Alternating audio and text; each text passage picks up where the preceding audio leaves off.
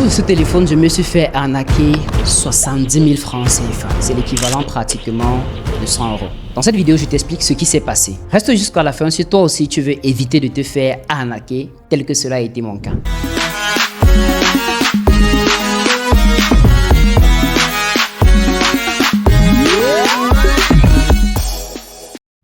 Bien le bonjour et bienvenue sur cette page. Si tu me découvres, je suis Dylan Nofole, vendeur depuis la naissance. Cette page, je te parle de vente, de management, car à ce jour, je suis coordinateur de la Startup Academy, Littoral, mais également de beaucoup d'autres astuces qui t'aideront certainement tant sur le plan personnel que professionnel. À l'entendre de cette vidéo, je disais que je me suis fait arnaquer 70 000 francs CFA. Je vous explique. Comme à l'accoutumée, j'étais en train de travailler en journée et à un certain moment, mon téléphone commence à griser. Ça veut dire, ça vient, ça part. L'afficheur vient, l'afficheur s'en va. Pour ceux qui ont déjà eu à perdre leur afficheur, savent exactement comment ça se passe. Quelques minutes plus tard, le téléphone devient tout blanc. Là, je n'ai plus du tout d'affichage. Je continue d'abord à travailler sur mon ordinateur parce que toutes mes informations sont également connectées dessus. Moi, au moment, je me dis, il faut que je puisse voir réellement quel est le problème, que je le résolve afin de pouvoir soit extraire au moins mes données de mon téléphone ou alors de pouvoir même complètement continuer à l'utiliser. C'est ainsi que je me rends chez un technicien parce que je suis quand même ancien number one. C'est un secteur où on a beaucoup de techniciens. Je me rends donc chez un technicien, il prend le téléphone et il me dit afficheur, sauf que je savais déjà. Sauf qu'à ma grande surprise, il me dit ça coûte 70 000 francs CFA. Là, j'étais dépassé.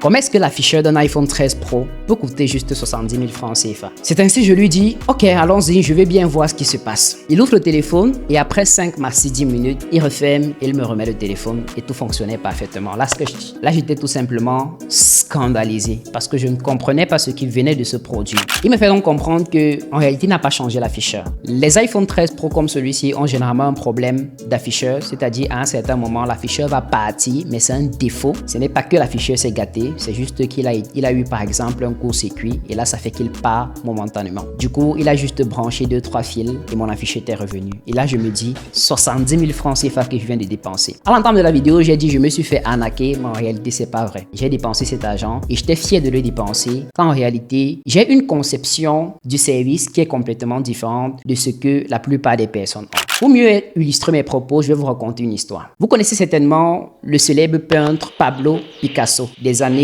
1900, c'est-à-dire du XXe siècle. En 1907, Picasso peint une toile qui s'intitule Les Demoiselles d'Avignon. C'est une toile qu'il a réalisée en juste quelques semaines, mais qu'il a vendue pour une somme astronomique. Et lorsque les personnes se sont interrogées et ont demandé à Picasso « Pourquoi est-ce que tu vends une toile que tu as mis si peu de temps à concevoir aussi cher ?» Il leur a répondu que la toile que vous voyez que je conçois en quelques semaines, c'est le résultat d'un travail de plusieurs années, de longue haleine. Donc ce que vous voyez de façon ponctuelle, c'est un travail qui a été fait en amont pendant beaucoup de temps. Et pour revenir donc à la situation que moi j'ai vécue, celui qui a ouvert mon téléphone et qui a juste fait 10 minutes pour pouvoir le refermer, c'est en réalité parce qu'il a une connaissance assez pointue de son travail. C'est parce qu'il maîtrise ce qu'il fait qu'il peut le faire. J'aurais confié à quelqu'un d'autre qui m'aurait peut-être gâté le téléphone. Mais lui, en juste quelques minutes, il a réussi à pouvoir le faire. Ce que je veux dire ou ce que je veux faire passer comme message dans cette vidéo, c'est qu'il faut parfois apprendre et même toujours apprendre à valoriser le travail des autres. Parce que dans notre contexte principalement africain, on a pour habitude de dénigrer et de simplifier beaucoup le travail des autres. Vous allez voir quelqu'un qui est un graphiste excellent, mais des personnes vont peiner à payer ses prestations parce qu'ils vont dire c'est trop cher. Vous allez voir quelqu'un qui est community manager. On va dire c'est trop cher de pouvoir te payer pour gérer une page. Vous allez voir des graphistes, vous allez voir des monteurs vidéo. On va vous dire votre travail est trop cher. Vous allez voir des consultants.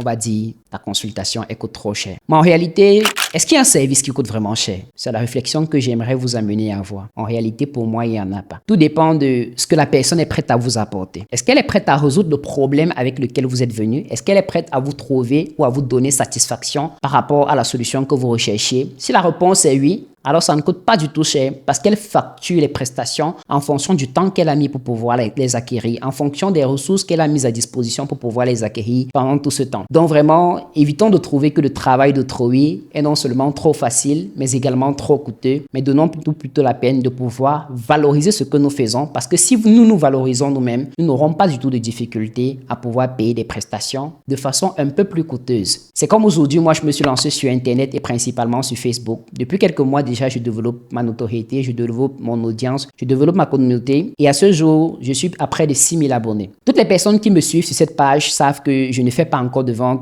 de façon ouverte. Il y a beaucoup de personnes qui m'ont déjà contacté en inbox afin de bénéficier de mon accompagnement, afin de bénéficier de ma consultation pour pouvoir se lancer sur Facebook et également développer leur notoriété. C'est la raison pour laquelle je vous annonce officiellement que dorénavant, je suis également consultant principalement sur Facebook et j'accompagne les entreprises ainsi que les entrepreneurs à développer leur notoriété en ligne, mais également à pouvoir réaliser des ventes. À ce jour, j'ai fixé ma consultation à 100 €. Je sais, certains diront que c'est beaucoup, mais c'est le prix à payer si vous voulez travailler avec moi. Parce que moi, je suis quelqu'un de très fin et j'aime bien faire ce que je fais. J'espère que cette chronique vous aura aidé et elle vous aura appris qu'en réalité, il n'existe aucune prestation qui est chère. Si elle résout votre besoin, si elle résout votre problème, en réalité, vous ne devrez pas avoir mal de pouvoir payer pour cela. On se dit à très bientôt pour un autre contenu. Ciao.